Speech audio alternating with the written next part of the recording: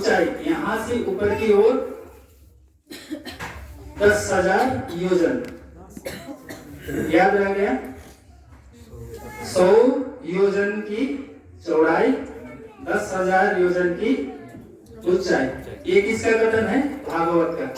इसमें शंका आएगा, इसका समाधान बाद में करेंगे क्योंकि ये भागवत के हिसाब से कह रहे हैं। और प्रश्न है, यहाँ पे कौन निवास करते हैं? सर्प यानी वासुकी, नाग जो कहते हैं आदि। और ये जो 7 पाताल लोक में राक्षस और सर्प इनका ही निवास है। ये है लंबाई चौड़ाई कितना है? 100 की लंबाई चौड़ाई और हाइट जो है 10,000 योजन की। ठीक है, योजन कितना का होता है मैं इसको बाद में बताता हूँ। क्वेश्चन नंबर दूसरा है, पाताल लोक में कौन निवास करता है? अभी आ गया, पाताल लोक में नाग लोक यानी सर्प लोक है ना, नाग कहते हैं। और ये नाग किसको नाग कहा जाता है ये बाद में बताएंगे। ठीक है, कौन रहते पाताल लोक में? नाग लोक।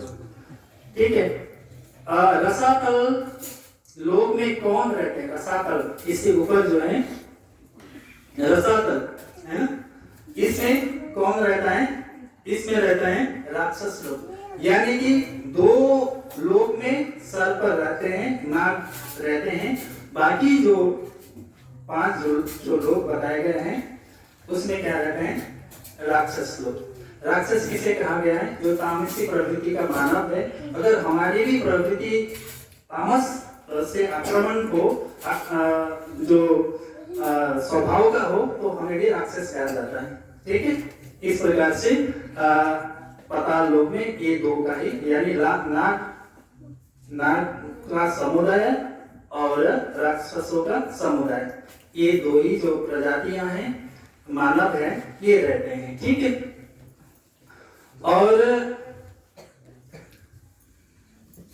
प्रश्न नंबर 7 पाताल लोक से ऊपर 8वां लोक को क्या कहते हैं? है ना, जो 8वां लोक है उसे क्या कहा गया है या क्या कहते हैं? उसे सभी जानते हैं, क्या कहते हैं? 8वां लोक मृत्यु लोक यानी घोर लोक। ठीक है, मृत्यु लोक को विराट पुरुष का कौन सा अंग बताया गया है? विराट कहने से पता है ना, यहां से लेकर के ये सब विराट पुरुष है। और ये जो मृत्यु लोक यहाँ है, इसे विराट पुरुष का कौन सा अंग?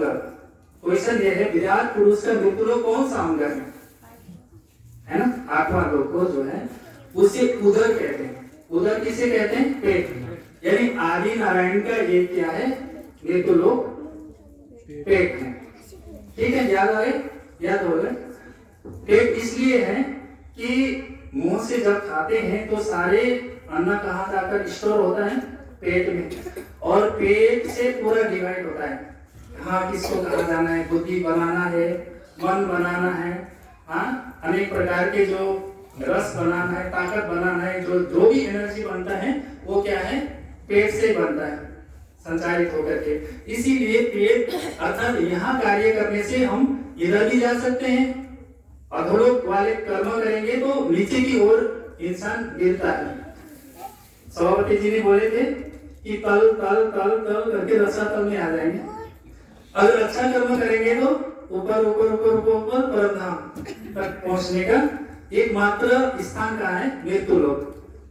इसीलिए ये सबसे इम्पोर्टेंट है, क्योंकि देवता लोग भी इस लोक में आने के लिए लालायित होते हैं। ठीक है, याद आ गया ना? याद रहेगा ना? ठीक है। भूवर लोक में कौन निवास करते हैं? भूवर लोक के ऊपर क्या है? भूवर लोक यानी पितृलोक है ना। पितृलोक में कौन रहते हैं? पितृगण है, अनेक प्रकार के असूक्ष्म योनि जो कहते हैं, जिसका पंचभौतिक शरीर तो है नहीं, है ना, हाथ पैर जो जितने भी जो हम एक आंख से देखते हैं, जिनका वो दृश्य हम जिस आंखों से दृश्य देखते हैं वो मेरे आंखों से जो ओझल हो, जो सूक्ष्म शरीरधारी हो, पितृ लोग जो हैं वो सूक्ष्म तन धारण करने वाले लोग कहाँ पे रहते हैं? ये पितृ लोग में, भूवर लोग। भूवर लोग कहाँ है? भूवर लोग अभी शास्त्र के अनुसार 100 योजन कोस ऊपर ही बताते हैं। 100 कोस योजन तो सूर्य के नीचे ही पड़ेगा, है ना? तो कहने का तात्पर्य क्या है? ये जो पितृ लोग है अंतरिक्ष लोक में, जो जैसे हमारे पृथ्वी अंतरिक्ष लोक में घूम रही है, उसी प्रकार ये जो पितृ लोक भी है ये अंतरिक्ष लोक में ही पितृ लोक पड़ता है। ठीक है। वो लोग स्वर्ग लोक के प्रमुख देवता कौन है ना? इंद्र। ठीक है, इंद्र देवता, यानी स्वर्गलोक का जो जितने भी देव में जो अग्र देव है उसे इंद्र देव कहते हैं। महरलोक में मुख्य कौन सी कार्य होता है? स्वर्ग से परे क्या है? महरलोक, महरलोक है ना? वहां में मुख्य कार्य क्या होता है? शास्त्र के अनुसार पाप पुण्य का छानबीन, निर्णय, है ना? जैसे न्यायाधीश, जब न्यायाधीश क्या करता है? अगर वो दोषी हो तो कारागार में भेज देते हैं, निर्दोष साबित हुआ तो वो क्या करते हैं?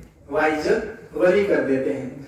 इसी प्रकार से अभी जो पाप पुण्य का जितने भी विवेचना निर्णय होता है यहाँ महरलोक में होता है, उसी हिसाब से आत्मा को अपने अपने कर्म के अनुसार उनके लोक में भेजने का काम होता है।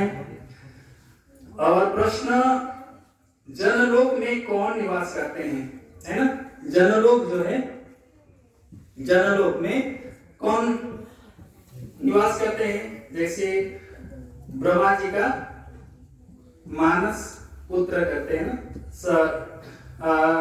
जो सनकादिक आदि है, मरीचि हैं आदि, जितने भी मानसिक पुत्र जो ब्रह्मा जी के हैं उनके पुत्र आदि का निवास स्थान कहाँ है?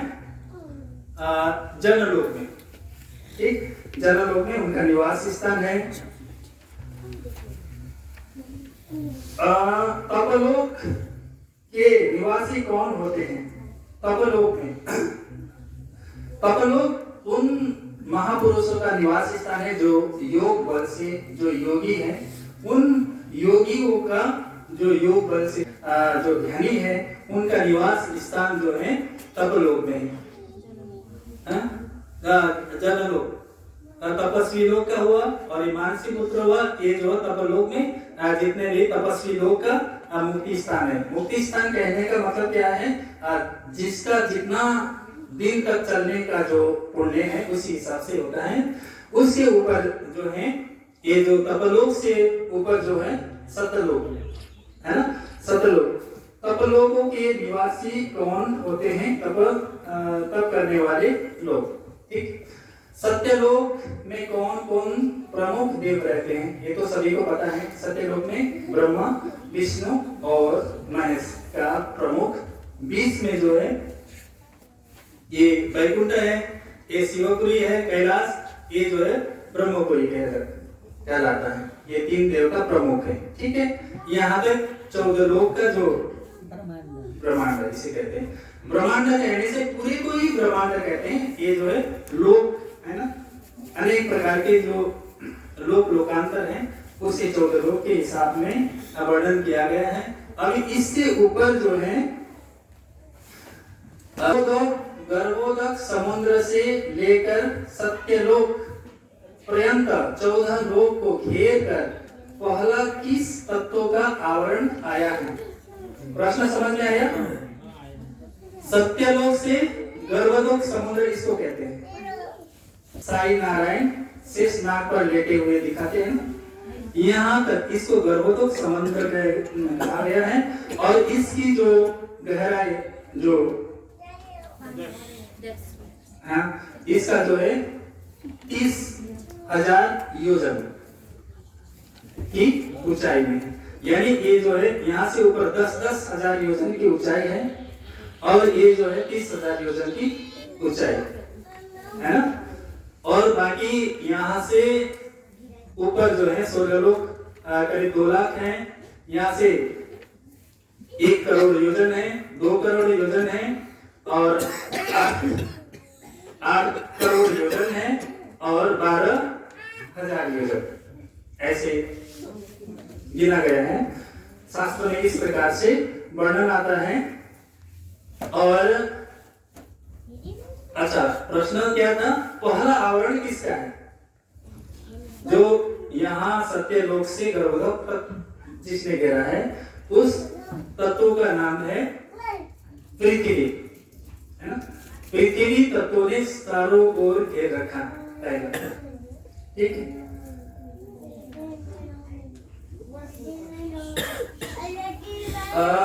पृथ्वी तत्व का आवरण का विस्तार कितना है, कितना एरिया को उसने कवर किया हुआ है।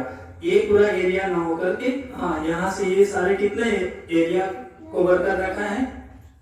50 करोड़ योजन, 50 करोड़ योजन को उसने क्या कर रखा है? घेर रखा है, ठीक है। क्रम से कितने गुना अधिक विस्तार होते गए हैं, अर्थात एक से दूसरा 10 गुना ज्यादा होते गए। जैसे ये पृथ्वी तत्व का विस्तार जो है 50 करोड़ और जल तत्व का आवरण हुआ 5 अरब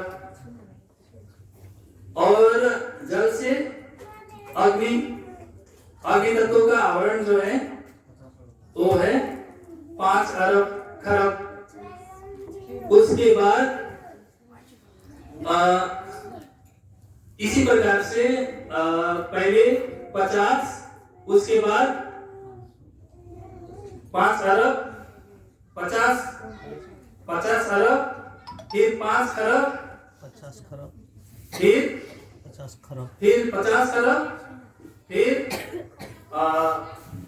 5 नील और 50 नील और 5 पद्म, ठीक है। अंतिम जो आकाश तत्व है वो 5 पद्म, ठीक है ना। इस प्रकार से 8 आवरण 1 से 10 गुना बढ़ते गए हैं, इसीलिए इसका जो आवरण है बहुत विस्तार हुआ है, ठीक है। इस प्रकार से एक से दूसरा आवरण 10 गुना होते होते 5 आवरण के ऊपर सिर पर कौन सा स्वरूप निवास विराजमान है? अष्टावरण से अभी ये तो अष्टावरण समाप्त हो गया है, ठीक है। अष्टावरण के सिर पर माने इसे क्या कहते हैं? ये अष्टावरण के ऊपर माना गया है, जिसको यहाँ अभी क्या हुआ है? ज्योति स्वरूप, ठीक है, जिसे ज्योति स्वरूप कहते हैं। और ये ज्योति स्वरूप यहाँ पर विराजमान है। यहाँ पे 5 सर दिखा रखा है, जिसका 15 नेत्र का वर्णन आता है। इस प्रकार से हाथ भी अनेक प्रकार अनंत बताया गया है। इसका क्या है कि देखने की जो जिसके पास अनंत शक्ति हो, माने ताकत हो आंखों में, उसकी जो वातुनी जो भेद होता है, जिसका देखने का अनंत शक्ति जिसके हो, ताकत हो, उसमें आंख ज्यादा लगा दिया जाता है। और जिसकी जो कर्म करने की शक्ति जो है, जिसकी ताकत जो बाजू में अनंत हो, उसको बाजू ज्यादा दिखाई देता है ना। जिसका दिमाग ज्यादा हो, बुद्धिमान हो, अनंत बुद्धि का सागर हो, जिसके ऊपर अनंत बुद्धि लहराता हो या स्पंदन होता हो, उसका सर ज्यादा दिखाई देता है, ठीक है, बुद्धि का सागर। इस प्रकार का अभी इसलिए ताकतवर है कि यहाँ से सारे जितने भी जीव आते हैं, यहाँ पर स्टोर होता है। हमारे जो जीव जितने भी हमारे तन के अंदर हैं, सारा जीव यहाँ पे स्टोर होते हैं। जैसे पावर हाउस से जो इलेक्ट्रिक आता है, यहाँ पे छोटे छोटे डिवाइड कर देते हैं ना, किस घर में कितना जाना है, किस घर में कितना देना है। वो जो पावर हाउस है, उसे छोटा छोटा करते करते यहाँ आते आते छोटे को क्या कहते हैं? ट्रांसमीटर। ये ट्रांसमीटर का काम करते हैं कि हमारे ये ब्रह्मांड में कितनी चीज को भेजना है, क्या क्या भेजना है। और दूसरे में कितने भेजने हैं, सारे यहाँ करके डिवाइड होता है। इसलिए इसे क्या कहते हैं, ईश्वर भी कहते हैं कि जीव का मालिक होने से ईश्वर कहते हैं। और ठीक है, यानी अष्टावरण के ऊपर कौन निवास करते हैं, ज्योति स्वरूप। ठीक है, ज्योति स्वरूप। ज्योति स्वरूप का मूल स्वरूप कहां पर है, वह कौन है, यहाँ तो ठीक है ज्योति स्वरूप है, इसका मूल तन कहाँ है, कहने का मतलब एक इसका प्रतिबिंब है, एक इसका स्वपनमय तन है, यानी किसका प्रतिबिंब है, इसका मूल तन वहां पे विराजमान है। प्रणव ब्रह्म, ओम प्रणव कहते हैं, उनका हूबहू स्वरूप ये प्रतिबिंबित है। ये जो प्राकृतिक प्रलय में क्या होता है, महालक्ष्मी यानी अत्यंतिक महाप्रलय, ये अत्यंतिक महाप्रलय जब हो जाता है तो इनका मूल शक्ति वहां अपने मूल तल में रिटर्न हो जाता है। ठीक है, जैसे हम सपन देख रहे होते हैं, जैसे नींद टूटने से हमारे वो जो सपन में घूम रहा होता है वो अपने हृदय में आकर के समा जाता है, उसी प्रकार प्रलय की अवस्था में ये जाकर के अपने मूल तल में जाकर के समा जाता है। ठीक है, ध्यान में रखें। ठीक है, जहां भी ज्योति स्वरूप अव्यकृत के स्थूल में प्रणव ब्रह्म, अव्यकृत का स्थूल वो है प्रणव ब्रह्म जिसे कहते हैं, वहां अव्यकृत के स्थूल में प्रणव ब्रह्म का जो स्वरूप है, उनका जो प्रतिबिंब स्वरूप ज्योति स्वरूप है। ज्योति स्वरूप के परे ऊपर कौन सी शक्ति निवास करती है, अभी एक से एक कड़ी जोड़ते जा रहे हैं, यानी एक से परे कौन है, एक से परे कौन है, इस प्रकार कड़ी जोड़ते जा रहे हैं। अर्थात इससे परे कौन है, ज्योति स्वरूप से परे अगर प्रश्न आता है तो कौन है, ज्ञान शक्ति गायत्री। ठीक है, ज्योति स्वरूप को जैसे हम पार करेंगे तब ज्ञान शक्ति गायत्री। और ठीक है, ज्ञान शक्ति का मूल स्वरूप कहाँ है, यानी ज्ञान शक्ति का मूल कहाँ है, वो भी जहाँ प्रणव ब्रह्म ज्योति स्वरूप के वहीं पे, वो भी अव्यकृत के स्थूल में, और ये जो है प्रतिबिंब स्वरूप है। ठीक है, गायत्री शक्ति का मूल, गायत्री शक्ति से परे कौन सा तत्व आया है। और फिर गायत्री शक्ति को हमने जैसे ध्यान करते समय, चितौनी करते समय भी हम जाते हैं ना, उसके बाद जैसे गायत्री शक्ति को हम पार करेंगे तब कहाँ पहुंचेंगे, ये महातत्व। ठीक है, अव्यकृत के महातत्व, यहाँ पर गायत्री को पार करते ही महातत्व का स्थान आएगा। ठीक है, उससे अभी महातत्व के कितना स्वभाव है और कौन कौन सी, ये जो महातत्व हैं इनकी स्वभाव क्या क्या है ना, यहाँ लिखा हुआ है, ये असत, जड़ और दुख, इनका 3 स्वभाव है। ठीक है, असत क्यों है कि ये सारे क्या है, ये जितने भी दृश्यमान जगत हैं, ये दृश्यमान जगत में जितने भी प्राणी हैं, पशु प्राणी जो भी है, जो भी वृक्ष है, लता है, यानी जो भी वन में रहने वाले जितने भी उर्वरक तत्व हैं, वो सारे क्या है, इसी के अंदर से निर्माण होता है। यानी ये एक प्रकार से क्या है, अगर इसमें बीज तत्व अगर ना हो तो ये संसार में कुछ भी नहीं होगा। जैसे खरगोश का सींग नहीं है, खरगोश का सींग ना होने का कारण इसके जो प्लानिंग में यहाँ पर है नहीं, यानी मूल तत्वों में, मूल बीज भूत में ऐसा जैसे प्रोसेसिंग किया नहीं है उसने, है ना। तो अगर यहाँ पे बीज भूत में ना हो तो यहाँ पे वही चीज का अभाव हो जाता है। जैसे खरगोश का सींग यहाँ पे नहीं है, बीज भूत में नहीं है, तो यहाँ पे बिना सींग का ही पैदा होगा। ठीक है, ये इसीलिए ये जो है इसको गर्भ कहा जाता है। डाइस जो है ना, जितने भी यहाँ पे संसार में जो तत्व होता है सब पहले जो है यहीं पे सूक्ष्म रूप से बनता है, उसके बाद स्थूल रूप से यहाँ पे दृष्टिगोचर होता है। कहाँ? मृत्युलोक में, इस संसार में, ठीक है ना। इसीलिए इसका जो स्वभाव है असत, जड़ और दुख। असत इसलिए है कि जो पैदा होता है वो परिवर्तन होते रहता है। जो हम सत मानते हैं वो वास्तव में है नहीं। अभी हम हैं, इससे पहले नहीं थे और इसके बाद में भी नहीं रहेंगे। इसीलिए ये असत है, ये सारा संसार परिवर्तन है, इसीलिए असत। जड़ इसलिए है कि हम अभी देख रहे हैं चेतन जैसा, पर ऐसा है नहीं। हम, हमारा शरीर भी जड़ ही है। ये जो जीव तत्व जब निकल जाती है तो हमारा शरीर भी जो है वो जड़ हो जाते हैं। ये सारा संसारी क्या है? जड़, यानी इसकी निर्मात्री शक्ति ही क्या है? जड़ प्रकृति है। जड़ से जड़ ही पैदा होता है, इसीलिए ये सारा संसार क्या है? जड़ में। और दुख, ये सारा संसार क्या है? दुख में। थोड़ी देर के लिए हम क्या है? सुख महसूस करते हैं, पर परिणाम क्या होता है? दुख नहीं है। जैसे हम अभी सुखी होने के लिए चाहत करते हैं, जैसे हम पानी के अंदर जाने के बाद, जैसे पानी के अंदर चले जाते हैं तो हम ये कामना करना है कि मैं ना भीगूं। उसी प्रकार हम सुख का चाहना भी ऐसा है कि ये सारा संसार तो दुखमय है, और हम सुख चाहने का मतलब ये है कि पानी में अंदर घुस करके ना भीगूं।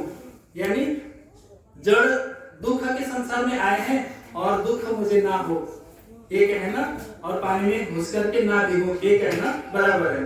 किसी न किसी रूप से घूम करके दुख वही प्राप्त होना है, ठीक है। यह महातत्व किसका प्रतिबिंब है? ठीक, ये भी यहाँ यहीं से पैदा नहीं है और ये अनादिकाल से नहीं है। इसका भी प्रतिबिंब है। इसका प्रतिबिंब कहाँ है? वो जो काल निरंजन। आप राजन जी, आप वहां पे दिखाते रहिए। काल निरंजन जो हैं उनका प्रतिबिंब है ये। अगर ये संसार नाश माने जब प्रलय होता है तो जाकर के वहां समा जाता है, ठीक है, वो काल निरंजन।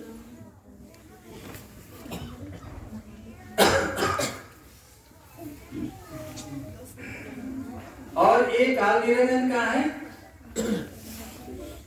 अव्यकृत ब्रह्म के काल निरंजन, और इसका मूल, ठीक है, काल निरंजन यहाँ पर, ठीक है।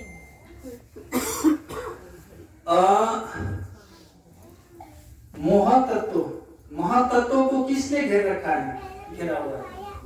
ये जो महातत्व है इसको किसने घेर रखा है? यानी महातत्व से परे क्या है? सात शून्य, ठीक है।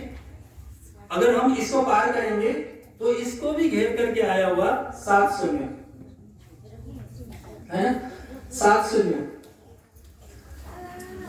और इस महत्व से घेरकर, जिसे इच्छा शक्ति भी कहते हैं उसको, ठीक है। इस सात शून्य से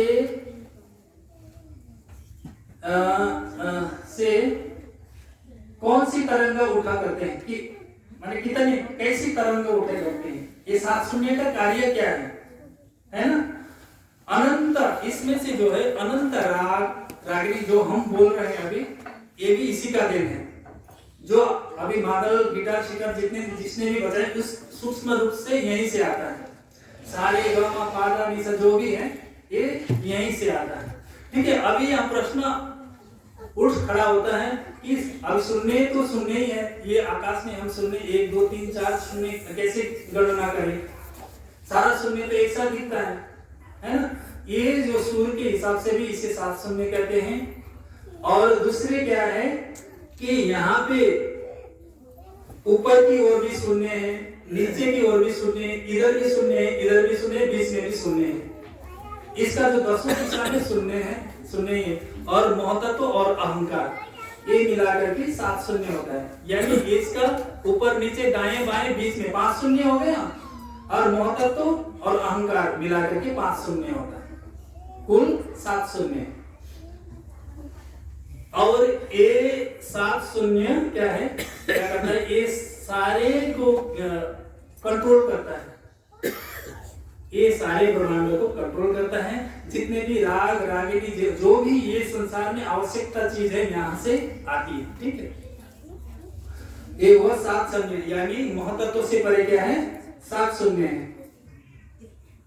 और 7 शून्य से परे क्या है, अब हम 7 शून्य में पहुंच गए। इससे परे क्या है, आदि नारायण। आदि नारायण का क्या है, महाकारण है। आदि नारायण का जैसे हम 7 शून्य पार करेंगे तो आदि नारायण है, आदि नारायण आए। आदि नारायण का महाकारण है। आदि नारायण का महाकारण किसका प्रतिबिंब है। अभी फिर ये भी स्वतंत्र नहीं है, यहीं से यह अखंड नहीं है भी। ये आदि नारायण क्या है, ये अव्यकृत है, मन स्वरूप जिसे अव्यकृत कहते हैं।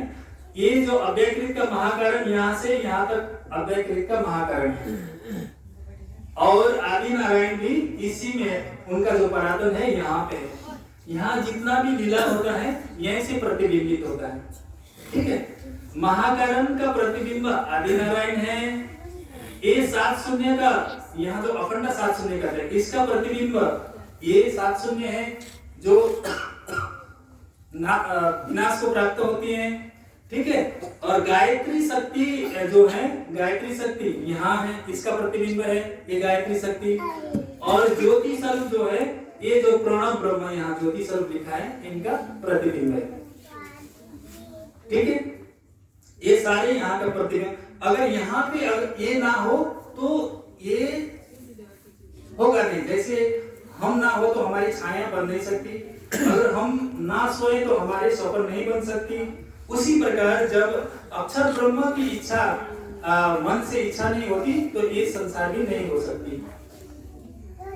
ये जितने भी दृष्टि हो रहे हैं ये सारे अक्षर ब्रह्म के मन के वृत्ति से हो रहे हैं। ये मन का वृत्ति है। अक्षर ब्रह्म का मन जो है अव्यकृत है। ये अव्यकृत में जो है ये सारे प्रतिबिंब रूप से उल्टा। यहाँ सत है, चिद है, आनंद जो भी है, अनंत आनंद है, इसमें उसका ठीक उल्टा प्रतिबिंब पड़ा हुआ है, ठीक है। आदि नारायण के महाकारण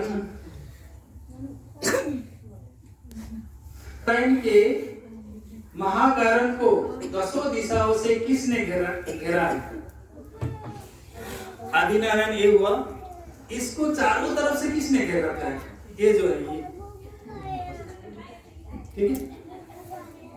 इसको क्या कहते हैं, ऊपर लिखा भी होगा, ये महतत्व कहते हैं इसे। ये कारण प्रकृति भी कहते हैं। और शास्त्रकारों ने तो इसी को क्या कहा है, इसी को क्या कहा है कि मूल प्रकृति कहा गया है। क्योंकि यहाँ से ऊपर अव्यकृत को भी वो नहीं जानते, अक्षर ब्रह्म को भी नहीं जानते, और अक्षरातीत को तो जानते ही नहीं। और उनका कहना है, वेदांतियों का कहना है कि ये जो मूल प्रकृति, जीव और ईश्वर, ये 3 तत्व जो है अखंड, इनका मूल प्रकृति का कभी नाश नहीं होता, कभी पैदा भी नहीं होता।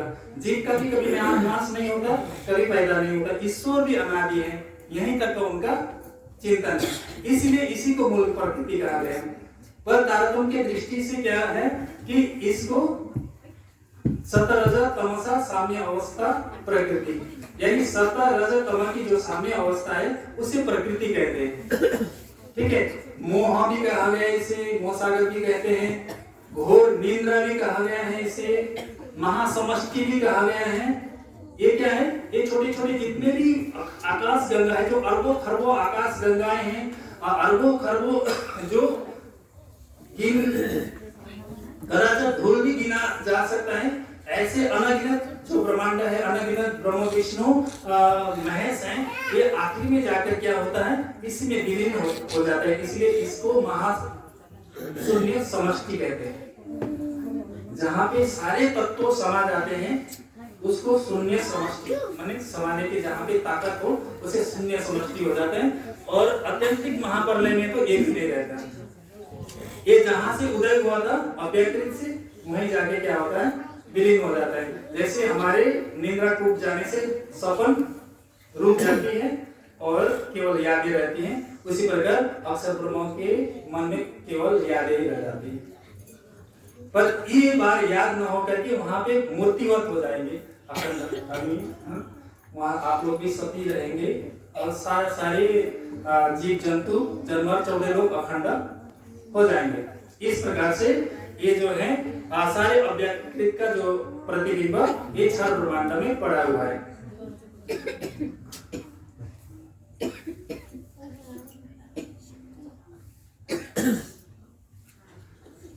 महाशून्य समष्टि तक का विस्तार को क्या कहा गया है? ये महाशून्य समष्टि जो यहाँ है ये पाताल लोक है। इसीलिए क्या है, इससे बाहर कुछ भी नहीं है, सपन के संसार इसके बाहर नहीं है। यहाँ से लेकर के यहाँ तक के तो छवि को क्या कहा गया है, स्वरूप को, विस्तार को क्षर पुरुष, यहाँ से यहाँ तक को क्षर पुरुष। क्षर पुरुष इसलिए कि ये क्षरण हो जाता है। क्षरण का मतलब क्या है, हर टाइम परिवर्तन नाश होता रहता है, उसी क्षर। ये कालांतर माने बहुत अरबों खरबों तक रहता है। अरबों खरब अपने जो सीमा आयु का जो सीमा समाप्त होने के बाद वो क्या है, जहां से उदय हुआ था वहीं अस्त हो जाता है। ठीक है, तो इसको क्या कहते हैं, क्षर पुरुष।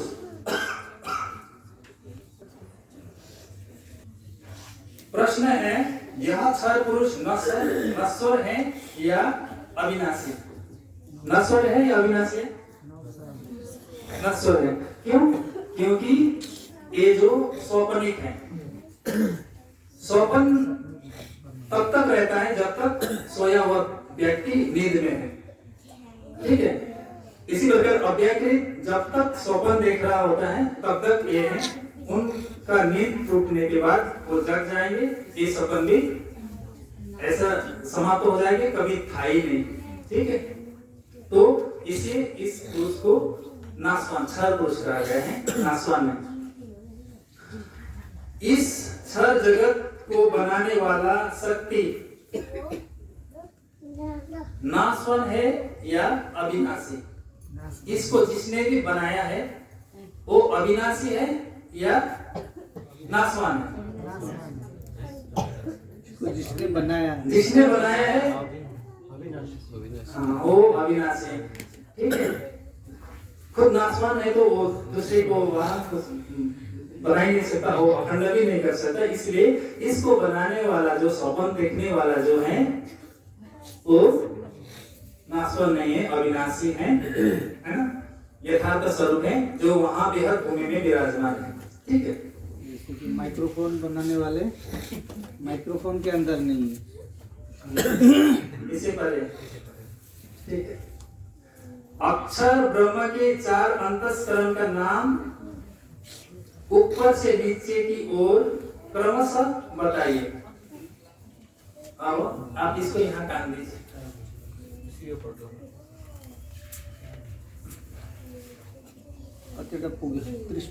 4 अंतःकरण तपाईँ हिंदी में बोल रहे कि इंग्लिश में बोल रहे? हिंदी में।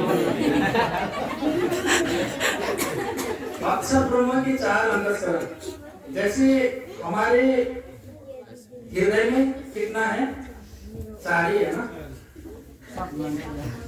अंतःकरण, अक्षर ब्रह्म के अंतःकरण भी 4 ही है। क्या है कि ये जो है ये सत्स्वरूप, सत्स्वरूप ये अहम का स्वरूप है ना, और ये केवल ब्रह्म, ये क्या है, मन बुद्धि का स्वरूप है, केवल केवल ये दुईटै हो। और अच्छा ये निर्मल चेतन और महाकारण का है ये, और केवल जो है बुद्धि का स्वरूप है, और ये चित्त जो है सबलिंग अव्यकृत मन का। ये 4 अंतःकरण है, सत्स्वरूप, अहम, बुद्धि, चित्त, मन। किसी किसी का कहना है कि इसको बुद्धि कहते हैं, इसको चित्त कहते हैं। ठीक है, इसमें ज्यादा वो नहीं करना है। और मैं जो है 5 मिनट में सरासर बता रहा हूँ। अज्ञानमय प्रणव से परे क्या है?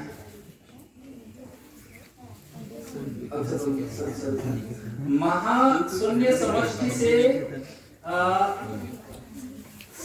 शीर्ष स्थान में कौन सा शक्ति विराजमान है? अभी हमने ये जो महाशून्य जो बता के आए हैं उसके शीर्ष में कौन है? ये प्रणव, अज्ञानमय प्रणव और रोहिणी शक्ति। जैसे हम इसको चितौनी करते समय हम घोर अंधकार ही अंधकार से विगत अव्याकृत में पहुंचा, ऐसे आता है ना। तो पहले कहा था अपर प्रणव अज्ञानमय कोश रोहिणी शक्ति, ठीक है। अभी रोहिणी शक्ति को पार करेंगे तो ज्ञानमय प्रणव आएगा। ज्ञानमय प्रणव को पार करेंगे गायत्री शक्ति। गायत्री शक्ति से जब ऊपर जाएंगे इसको काल निरंजन कहते हैं। काल निरंजन को पार करते ही क्या है? ये 7 शून्य। 7 शून्य को पार करते ही अव्यकृत का महाकरण आता है। इसमें भी 4 स्थान है, इसमें भी सारे में 4 स्थान है। विस्तार लंबा होगा, मैं बताऊंगा नहीं अभी। और इसमें जो है जो अखंड ब्रज और रास का प्रतिबिंब है, ठीक है। अभी अव्यकृत से हम आगे बढ़ेंगे तो कौन आएगा? सबलिक ब्रह्म। सबलिक ब्रह्म को पार करेंगे केवल ब्रह्म। केवल और सबलिक के बीच में जो है यमुना जी, जैसे परमधाम के रंगमहल और अक्षरधाम के जो बीच में यमुना नदी बहती है, ठीक उसी तरीके यहाँ भी सेम वैसा ही है, क्योंकि परमधाम का प्रतिबिंब है।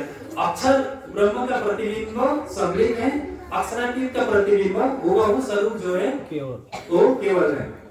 अभी सबलिक को पार करने के बाद हम केवल में पहुंचे। केवल को पार करने के बाद कहाँ पहुंचे? सत्स्वरूप में। सत्स्वरूप में 2 स्थान है, महाकारण और निर्मल चेतन। निर्मल चेतन को पार करेंगे तो हम पहुंचेंगे परमधाम, ठीक है। और परमधाम में जैसे सत्स्वरूप को पार करने के बाद परमधाम पहुंचेंगे। बड़ीराम पहुंचने से पूर्व क्या है? बहुत ऊंची ऊंची वृक्षों से सुशोभित वन है। वो वन कितना पार करना पड़ेगा? 4 लाख कोस पार करने के बाद बड़ीराम और सागर, फिर बड़ीराम, उसको पार करेंगे। फिर महानद को पार करेंगे। फिर 4 धार हवेली, छोटी राम, 4 धार हवेली को पार करेंगे। बंकी नहर को पार करेंगे। मानिक पहाड़ के हद यानी महावन, मधुवन, बड़ोवन, और इन तीनों को पार करेंगे। जवेर के हारे, जवेरात के नहरे की 9 फिरावा, इसको पार करेंगे। अक्षर ब्रह्म का धाम आएगा। अक्षर ब्रह्म के धाम को पार करेंगे श्री यमुना जी। यमुना नदी को पार करेंगे। फिर परमधाम रंगमहल के जो चांदनी चौक में जैसे खड़े होंगे देखेंगे तो भूमर ऊंचे चबूतरे से उतरता हुआ बहुत विशाल, मानो 3 बीघा यहाँ से हमारे काका जी के घर जितना है उतने डिस्टेंस में सीढ़ियां उतरती दिखेगी, भव्य ऐसे। उसको पार करेंगे। जब 100 सीढ़ी और 20 तांगा चढ़ के जब चबूतरे में पहुंचेंगे, दरवाजे को पार करेंगे, 2 मंदिर के हार पार करेंगे। उसके बाद 4 चौरस हवेली, उसके बाद मूल विराम में। अंतिम क्वेश्चन किस प्रकार है, मैं आपको अंतिम क्वेश्चन बताता हूँ। मूल विरावा में श्री राज श्यामा जी 20 में और 12,000 ब्रह्म सृष्टियां अजीब तरीके से आज क्यों बैठे हुए हैं? आज के दिन राज श्यामा जी 20 में बैठे हैं और 12,000 ब्रह्म सृष्टि ऐसी बैठी हुई कि कभी बैठी नहीं थी इस तरीके से। उनके चेहरे में कौतूहल भरा हुआ है, क्या होगा करके। जैसे होते हैं ना आदमी क्या आगे क्या होने वाला है, आशंका होता है, असमंजस में है कि कौतूहल हो रहा है, ठीक है। उस हिसाब से अचरज होकर के सारे एक तक श्री राजे महाराज को आंखों से आंखें डाल करके बैठी हुई है। क्यों बैठी हुई है? है ना, अजीबो गरीब तरीके से बैठे हुए हैं, अक्षर ब्रह्म के माया रूपी खेल देखने के लिए बैठे हुए हैं। ठीक है, अंतिम क्वेश्चन ये है। तो प्यारे सुंदर साथ जी विस्तार, ये संक्षिप्त में तो क्वेश्चन नंबर 30 से लेकर के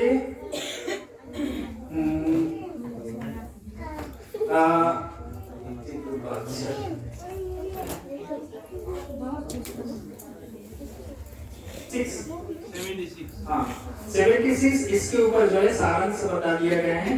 तो प्यारे सुंदर साथ जी समय के अभाव से मैं एक एक चीज को विस्तार से एक एक चीज में कौन कौन सी लीला है वो बता नहीं पाया। ये धीरे धीरे होता जाएगा। ये जो है एक साल भर का सुंदर साथ के लिए जो घर में बैठ करके याद करना है। आशा है सभी सुंदर साथ को रुचिकर लगेगा। जैसे ये जो अध्ययन करते समय और आने वाले साल इसी समय में इसका परिणाम हमारे सामने उपस्थित रहेगा। इसी कामना के साथ आज का जो कार्यक्रम है समाप्त करते हैं। बोले श्री प्राणनाथ प्यारे की जय।